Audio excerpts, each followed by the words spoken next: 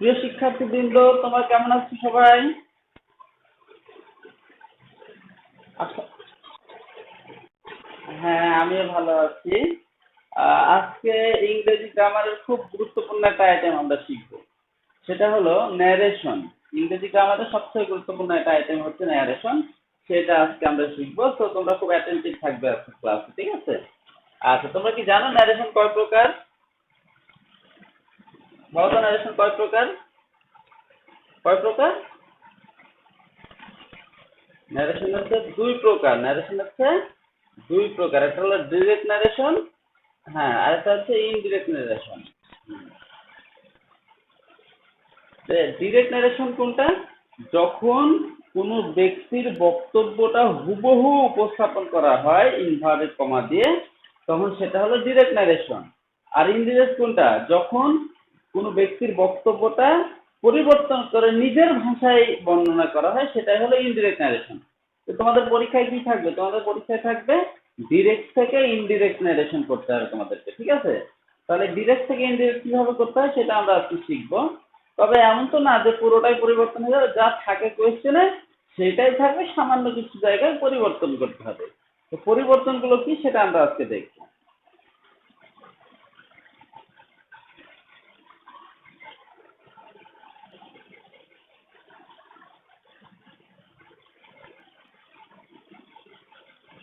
সবথেকে গুরুত্বপূর্ণ পরিবর্তন হচ্ছে টেন্স চেঞ্জ। ডিরেক্ট ন্যারেশন থেকে যখন তুমি ইনডিরেক্ট ন্যারেশন করবা, তখন তোমাকে টেন্স চেঞ্জ করতে হবে।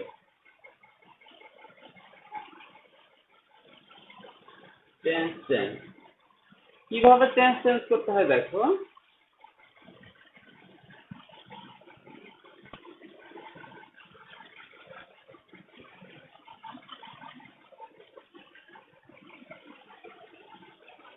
এরকম ভাবে ঘর করো তোমরা। এটা মনে করো ডিরেক্ট ন্যারেশন, ডিরেক্ট, আর এই ঘরটা হচ্ছে ইনডিরেক্ট ন্যারেশন। ইনডিরেক্ট ন্যারেশন, তো ডিরেক্ট ন্যারেশনটা যদি প্রেজেন্ট ইনডিফিনিট টেন্সে হয়, প্রেজেন্ট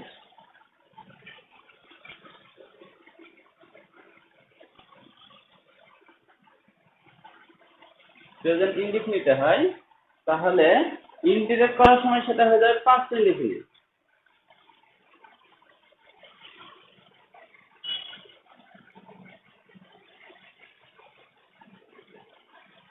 আচ্ছা, তারপরে ডিরেক্ট ন্যারেশনটা যদি পাস্ট ইনডিফিনিট প্রেজেন্ট কন্টিনিউয়াস হয়, present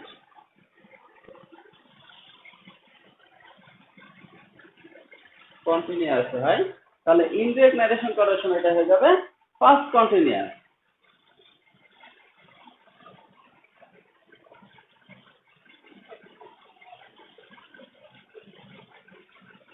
past continuous.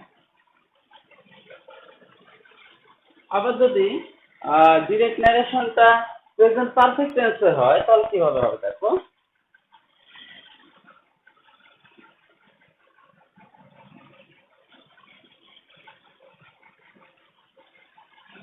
Present perfect হলে সেটা হয়ে যাবে পাস্ট পারফেক্ট।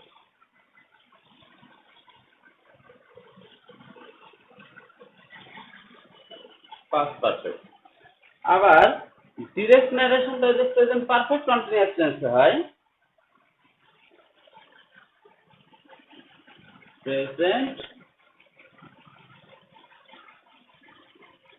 পারফেক্ট কন্টিনিউয়াস টেন্সে হয়, তাহলে ইনডিরেক্ট যখন তুমি করবে এটাকে, তখন সেটা হচ্ছে পাস্ট পারফেক্ট কন্টিনিউয়াস।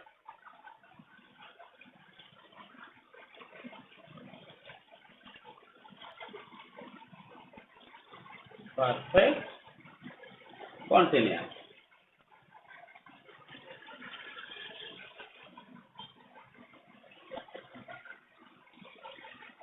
আচ্ছা, আবার ডিরেক্ট ন্যারেশনটা যদি পাস্ট ইনডেফিনিট টেন্সে হয়,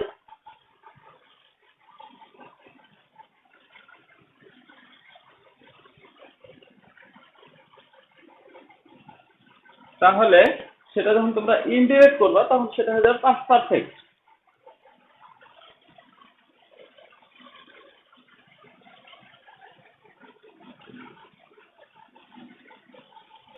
পাস্ট পারফেক্ট। আবার ডিরেক্ট নারেশনটা যদি পাস্ট পারফেক্টে থাকে তাহলে কি হবে দেখো, ডিরেক্ট নারেশনটা যদি পাস্ট পারফেক্টে থাকে তাহলে সেটা ইনডিরেক্ট করার সময় পাস্ট পারফেক্টই থাকবে, এটা কোনো পরিবর্তন হবে না।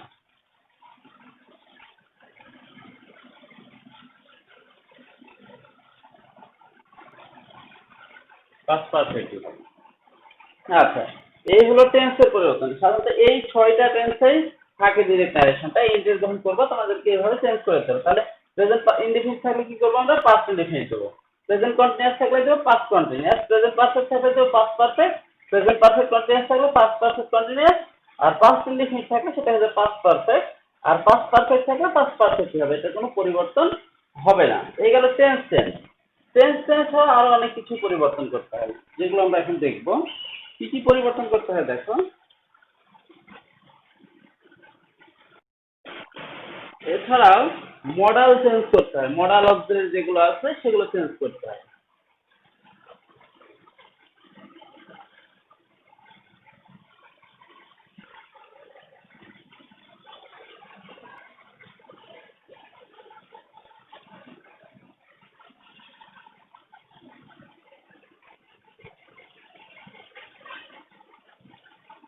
আচ্ছা, মডাল চেঞ্জ।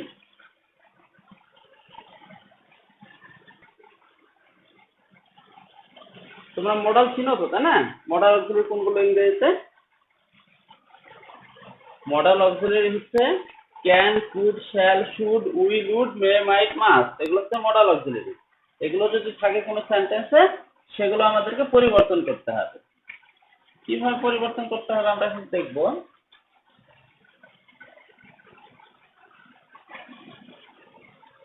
যদি কোনো সেন্টেন্সে ডিরেক্ট নারেশনে ক্যান থাকে তাহলে সেটাকে ইনডিরেক্ট যখন আমরা করবো সেটা কি করে দেবো, কুড করে দেবো।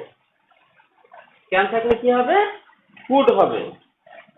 যদি শ্যাল থাকে তাহলে কি হবে, শ্যাল থাকলে সেটা ইনডিরেক্ট করার সময় হয়ে যাবে শুড। শুড। যদি কোনো সেন্টেন্সে উইল থাকে, উইল থাকলে সেটা হয়ে যাবে উড। মে যদি থাকে কোনো সেন্টেন্সে সেটা হয়ে যাবে মাইট।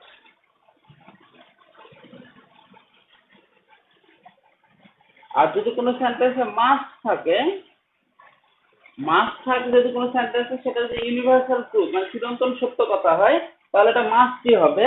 আর যদি সেটা এমনি নর্মাল কোনো কথা হয় তাহলে সেটা মাস্ট না হয়ে সেটা হয়ে যাবে হ্যাড টু। এইভাবে আমাদেরকে মডাল অক্সিলারি গুলো পরিবর্তন করতে হবে। আর শুধু কি মডাল অক্সিলারি পরিবর্তন করলে হবে না, মডাল অক্সিলারি পরিবর্তন করার পরেও আরো কিছু ওয়ার্ড আছে ইংরেজিতে যেগুলো থাকলে ডিরেক্ট নারেশনে ইনডিরেক্ট করার সময় চেঞ্জ করে ফেলতে হবে। কিভাবে চেঞ্জ করতে হবে দেখো,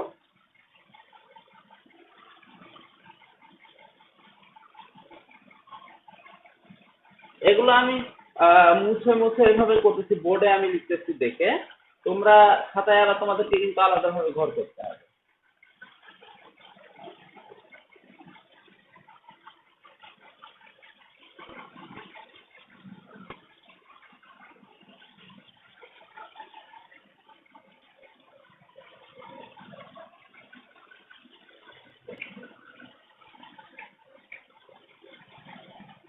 আচ্ছা, এখানে ক্যাপশনটা হলো সাম ওয়ার্ডস চেঞ্জ। সাম ওয়ার্ড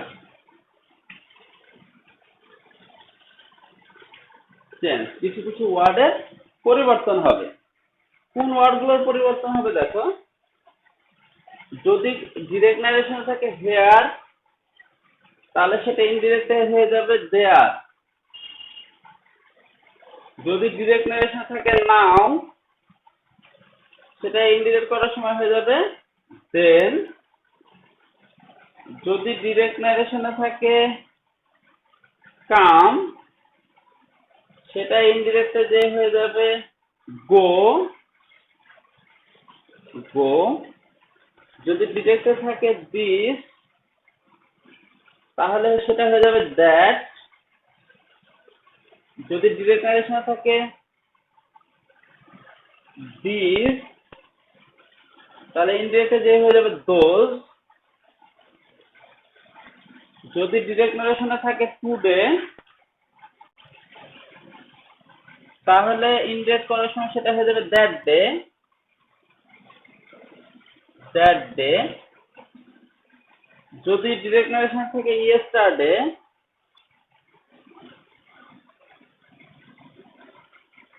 তাহলে ইনডিরেক্টে যে হয়ে যাবে দ্য প্রিভিয়াস ডে।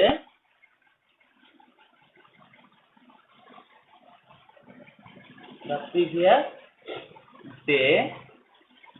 আবার যদি ডিরেক্ট নারেশনে থাকে টুমোরো,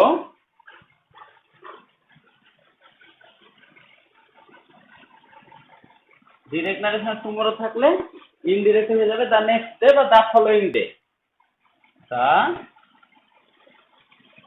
নেক্সট ডে বা দ্য ফলোইং ডে। এছাড়া যদি লাস্ট দিয়ে কিছু থাকে, যেমন লাস্ট ইয়ার, তাহলে হয়ে যাবে the previous year. Last month থাকে the previous month. Last day যেটাই থাকে ওটার সাথে শুধু দ্য প্রিভিয়াস যুক্ত করতে হবে, ঠিক আছে? এই যে এই পরিবর্তনগুলো আমাদেরকে করতে হয়। তাহলে কি কি পরিবর্তন করতে হয়? টেন্সের পরিবর্তন করতে হয়, তারপর কি করতে হয়? মডাল অক্সিলারি পরিবর্তন করতে হয়, আর কি পরিবর্তন করতে হয়? কিছু ওয়ার্ড আছে, সেই ওয়ার্ডগুলোর পরিবর্তন করতে হয়। এগুলো আমরা শিখলাম। এখন আমরা সরাসরি মানে প্র্যাকটিসে যাব কিভাবে ডিরেক্ট নারেশন থেকে ইনডিরেক্ট নারেশন করা হয়, ঠিক আছে?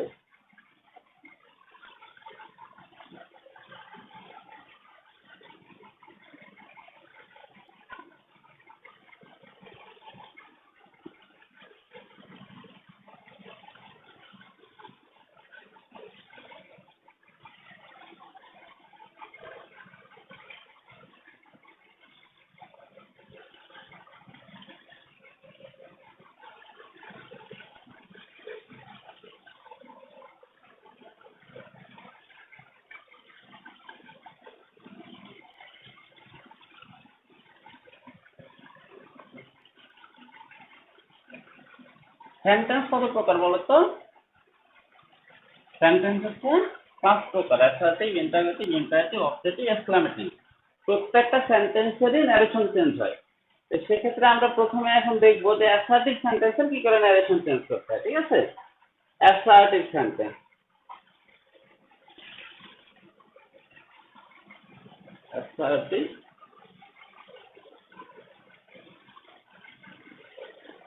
সেন্টেন্স।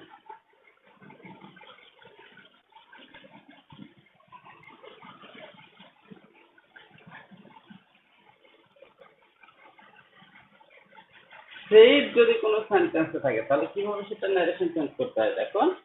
যেমন he said, he said I am well। তাহলে তোমাদেরকে কি করতে হবে? এখানে he saidটা he saidই থাকবে, he said। এবার এই যে একটা কমা আছে এখানে, আর একটা ইনভার্টেড কমা আছে, এটার পরিবর্তে কি দিতে হবে? দ্যাট দিতে হবে। He said that, that. আচ্ছা, আইটা আই থাকবে, আইটা কি হবে? আই তো পরিবর্তন হবে, তাই না? এই আই দিয়ে কাকে বোঝানো হয়েছে? আই দিয়ে হি কে বোঝানো হয়েছে। তাহলে এই আইটা হয়ে যাবে হি, হি সেড দ্যাট হি। আর টেন্সের পরিবর্তন হয় বলেছিলাম, প্রেজেন্ট টেন্স থাকলে পাস্ট টেন্স হয়ে যায়। তাহলে এম থাকলে কি হয়ে যাবে? ওয়াজ হয়ে যাবে। He said that he was, he was well. আচ্ছা, তবে যদি কোনো সেন্টেন্সে সেইড এর সাথে আবার টু থাকে তাহলে কিভাবে হবে দেখো। সেইড টু, সেইড টু, তাহলে কিভাবে হয়? যেমন ওই সেন্টেন্সে লিখতে শুধু একটা টু যুক্ত করতেছি। হি সেইড টু মি, সে আমাকে বলল আই অ্যাম ওয়েল। ওই সেন্টেন্সটা লিখতেছি তোমাদের বোঝার খাতিরে। তাহলে এইটা কিন্তু আবার একটু পরিবর্তন হবে ওটার থেকে। কিভাবে পরিবর্তনটা হবে দেখো। হি said to এর পরিবর্তে told হয়। He told me, আর যা বাকি নিয়ম আগেটা যেভাবে বললাম ওইভাবে, এই যে এটার পরিবর্তে হবে that, এটার পরিবর্তে that, he told me that, আইটা হয়ে যাবে he, আমটা হয়ে যাবে was, he was well। তাহলে said থাকলে saidই হয়, আর said to থাকলে told হয়ে যায়। ঠিক আছে? আচ্ছা,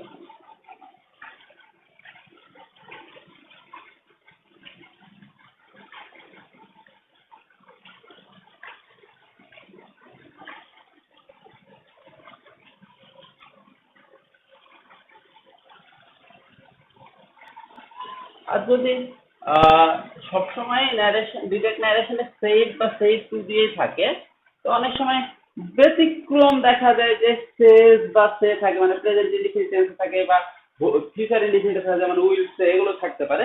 এগুলো সাধারণত থাকে না, তারপর তোমরা একটু জেনে রাখো। যদি সে থাকে বা সেজ থাকে বা উইল সে থাকে, তাহলে কিভাবে করতে হবে? যেমন he says that, আচ্ছা he says I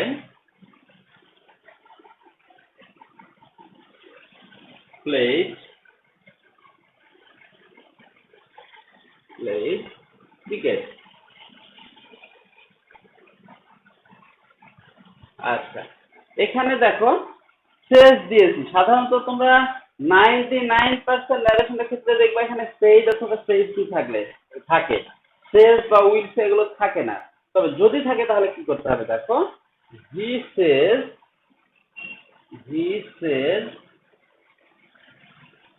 আর এটার পরিবর্তে দ্যাট হবে আগের নিয়মে, দ্যাট আগের নিয়মে হবে। শুধুমাত্র একটা জিনিস খেয়াল রাখতে হবে, সেটা হলো যে এখানে টেন্সের পরিবর্তন হয় না, বাকি সবই পরিবর্তন হয়, শুধু টেন্সের পরিবর্তন হবে না। তাহলে হি সেজ দ্যাট, আইটা কি হবে? আইটা হবে হি, এখানে টেন্সের পরিবর্তন হবে না, এটা পাস্ট টেন্সে ছিল, পাস্ট টেন্সে থাকবে, দ্যাট হি প্লেড ক্রিকেট।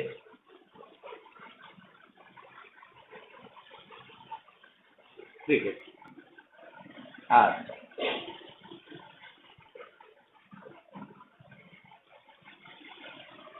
অনেক সময় দেখা যায় ইয়েস বা নো থাকে কোনো সেন্টেন্সে, ইয়েস বা নো।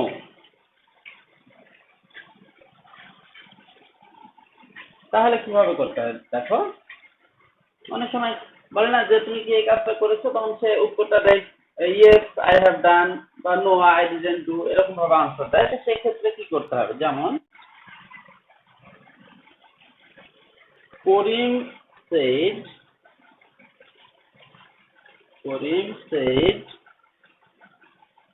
said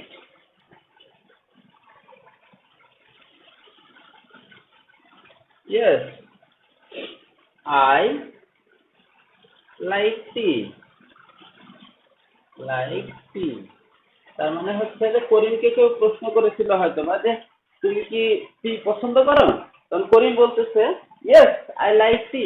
তাহলে কি করতে হবে দেখো, এখানে লিখতে হবে করিম replied in the affirmative, replied in the affirmative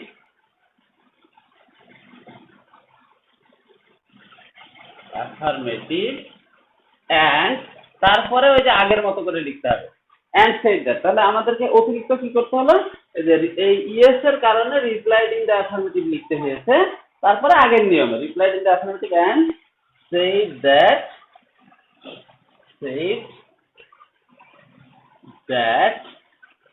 আইটা কি হবে?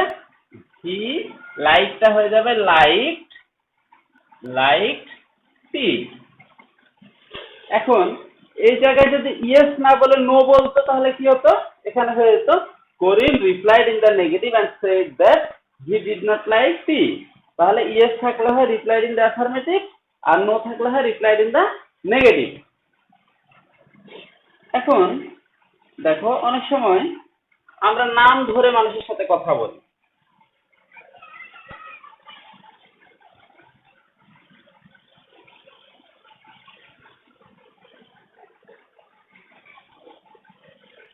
নাম ধরে কথা বললে কি হবে দেখো, ওইটাকে আবার বলা হয় ভকেটিভ কেস। যখন কারো নাম ধরে আমরা কথা বলি বা নাম ধরে ডাকি, সেটাকে ইংরেজিতে বলা হয় ভকেটিভ কেস।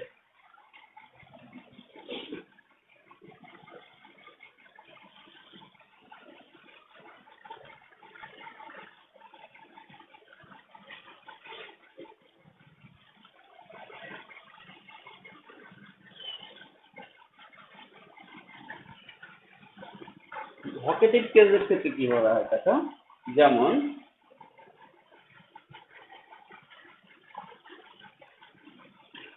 she said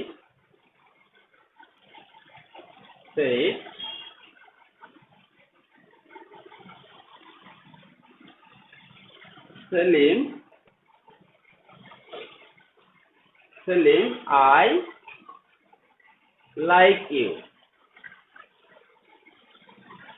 সে বলল সেলিম আমি তোমাকে পছন্দ করি। এখানে সেলিমের নাম ধরে ডাকতেছে না, কিন্তু সেলিমটা আবার আছে ইনভার্টেড কমার ভিতরে। সেক্ষেত্রে আমাদের কি করতে হবে, এখানে আমাদেরকে ওই যে সেই টু এর যে নিয়মটা এর আগে আমরা করলাম না, ওই নিয়মটা প্রয়োগ করতে হবে এবং এই সেলিমকে ইনভার্টেড কমার বাইরে নিয়ে চলে আসতে হবে। তাহলে কিভাবে হবে দেখো, she told সেলিম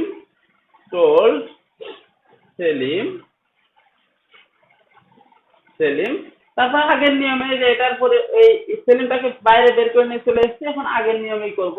যে এটার পরিবর্তে কি হবে, দ্যাট দ্যাট আইটার দ্বারা কাকে বোঝানো হয়েছে, তাকে, ওই মেয়েটাকে বোঝানো হয়েছে। দ্যাট শি, আর লাইকটা কি হবে, লাইকটা হয়ে যাবে লাইক, শি লাইক। আচ্ছা ইউটা কি হবে, হিম। এই ইউটার দ্বারা এখানে সেলিমকে বোঝানো হয়েছে, যার কারণে এটা হয়ে যাবে হিম। আচ্ছা, এছাড়াও অনেক সময় দেখা যায় টিচারের সাথে স্টুডেন্ট কথা বলে। টিচারের সাথে স্টুডেন্ট কথা বলার সময় আমরা স্যার বলি, স্যার বলে সম্বোধন করা হয়। আবার অনেক সময় দেখা যায় টিচার ছাড়াও অন্য মানুষকেও স্যার বলে। যেমন আমরা যখন দোকানে কিনতে যাই, তো দোকানদার তো জানে না যে জামিল স্যার হচ্ছে আলী হোসেন স্কুলের টিচার, তাই না? কিন্তু দোকানদার বলে স্যার কি নেবেন বলেন, দেখেন স্যার, এরকম স্যার বলে না। বা দেখা যাচ্ছে আমি না, ওই অন্য একটা লোক যে টিচার না, ব্যাংকার বা অন্য কোনো জব করে, তারাও যখন দোকানে কেনাকাটা করতে যায়, তখন তারা বলে স্যার কি নেবেন স্যার। তো এই যে স্যার থাকলে কি হয়, এই স্যারটা নিয়ে অনেকেই কনফিউজ হয়ে যায়। ঠিক আছে, স্যার স্যার কয় ধরনের বলো তো? স্যার হচ্ছে দুই ধরনের, একটা হলো আসল স্যার আর একটা হলো নকল স্যার। আসল স্যার কোনটা, আসল স্যার হচ্ছে আমরা মানে টিচার যারা, তারা হচ্ছে আসল স্যার। আর নকল স্যার কারা, যারা ওই যে দোকানে কেনাকাটা করতে যায় বা কোনো রেস্টুরেন্টে যায় বা কোনো বাইরে কোনো অফিসে যায়, তারা হচ্ছে নকল স্যার। তো এই আসল স্যার যারা টিচার, তাদের সাথে যখন মানুষ কথা বলে অবশ্যই তাদেরকে একটা সম্মান দিয়ে কথা বলতে হয়। আর অন্যদেরকে সম্মান দেওয়া উচিত, তবে না দিলেও যে খুব বেশি ক্ষতি হয় তা না, বিশেষভাবে একটা সম্মান দেওয়া হয় টিচারদেরকে। তো টিচারের ক্ষেত্রে একভাবে ন্যারেশন করতে হয়। স্যার দেখা যাচ্ছে একটা দোকানদার কাস্টমারকে যখন স্যার বলতেছে, সেই স্যার বলাটা ন্যারেশন একভাবে করতে হবে। আবার যখন স্টুডেন্ট টিচারকে স্যার বলতেছে, তখন সেটা আরেকভাবে করতে হবে, কারণ এখানে একটা সম্মানের বিষয় আছে। দেখো কিভাবে হবে,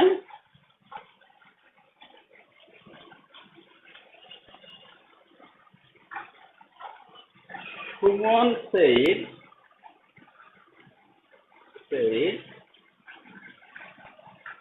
স্যার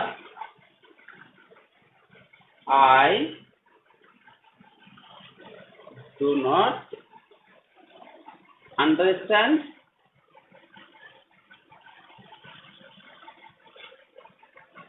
আন্ডারস্ট্যান্ড ভয়েস। স্যার আমি ভয়েস বুঝি না, সুমন বলল।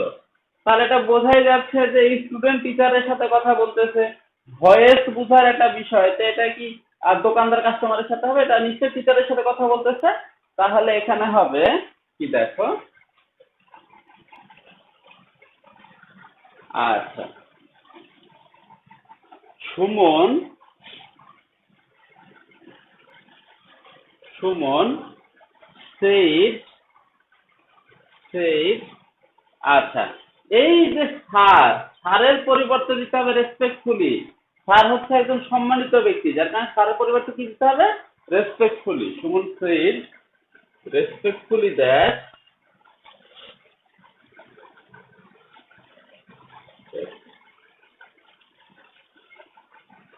ফুলি। এবার এটার পরিবর্তে যে ইনভার্টেড কমার পরিবর্তে কি দেবো? That.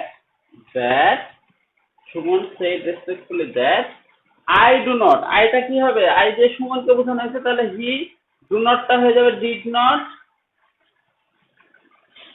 Did not understand voice.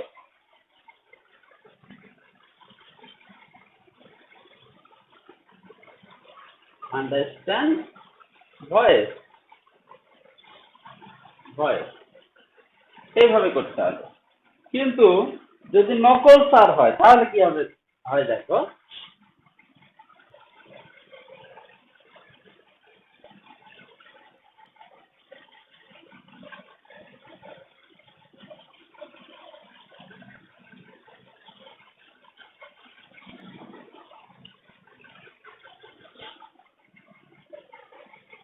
একটা উদাহরণ দিলে তোমরা বুঝতে পারবা।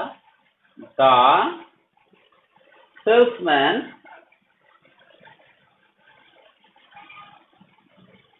the salesman said said sir, sir, we have many good products.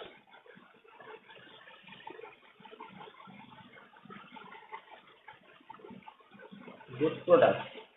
এখানে এই ছাড়টাকে এখানে বোঝা যাচ্ছে যে একটা দোকানদার বা সেলসম্যান কথা বলতেছে একটা কাস্টমারের সাথে। তো এখানে কি খুব বেশি সম্মানের বিষয় আছে? সেটা নাই। তাহলে আমরা কি করবো? এই স্যারের পরিবর্তে রেসপেক্টফুলি এখানে দিতে পারবো না। স্যারের পরিবর্তে রেসপেক্টফুলি হয় শুধুমাত্র টিচারের ক্ষেত্রে, ঠিক আছে? তাহলে আমরা এখানে কিভাবে দিব দেখো, এখানে আমরা দিব addressing him as sir.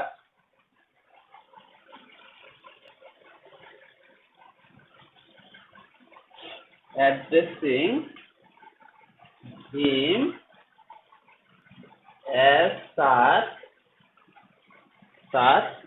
the salesman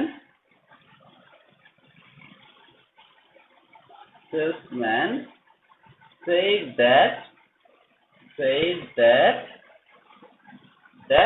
we have, তাহলে উইটা হয়ে যাবে কি? দে। আর হ্যাভটা কি হয়ে যাবে? had, they had many good products, many good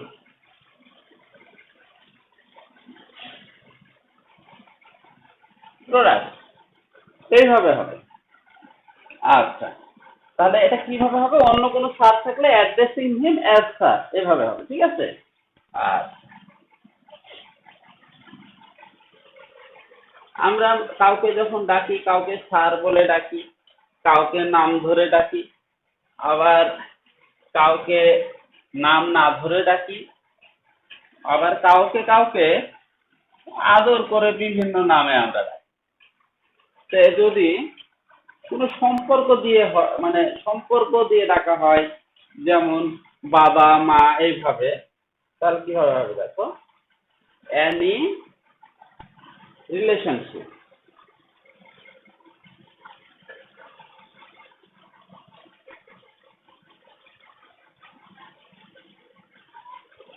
যে কোনো সম্পর্ক দিয়ে যখন মানুষকে ডাকা হয়, যে কোনো সম্পর্ক বলতে বলি না, বাবা আমাকে 100 টাকা দাও, মা আমাকে ভাত দাও, ভাইয়া আমার জন্য এই জিনিসটা নিয়ে এসো, এরকম তো বিভিন্ন সম্পর্ক দিয়ে আমরা ডাকি, বা অনেক সময় আরো অন্যান্য নামেও ডাকি আমরা, অনেক সময় আদর করে মানুষকে বিভিন্ন নামে আমরা ডাকি, তাই না? তো যেই নামে ডাকা হোক, মানে বা যেই সম্পর্ক দিয়ে অনেক সময় ডিয়ার বলি, ডিয়ার, ডোন্ট ডু দ্যাট, ঠিক আছে? তো যেই যা বলেই ডাকি কাউকে, সেটা কিভাবে করতে হয় দেখো। যেমন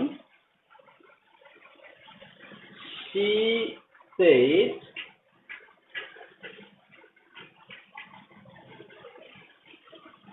mother,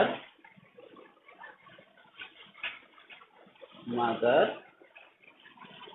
I will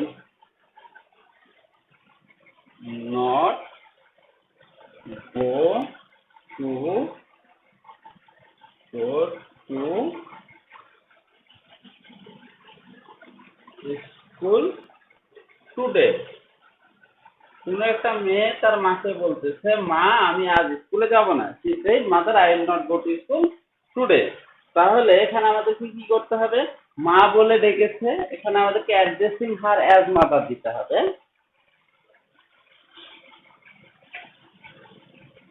addressing her as mother, mother, she said that, she said that I will not, তাহলে আই দ্বারা কাকে বোঝানো হচ্ছে? ওই মেয়েটাকে বোঝানো হচ্ছে। she আর উইলটা কি হবে? would not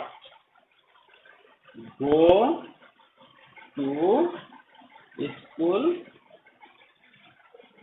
স্কুল টুডে থাকলে কি হবে বলেছিলাম? টুডে থাকলে হবে দ্যাট ডে, তাহলে এখানে হবে দ্যাট ডে।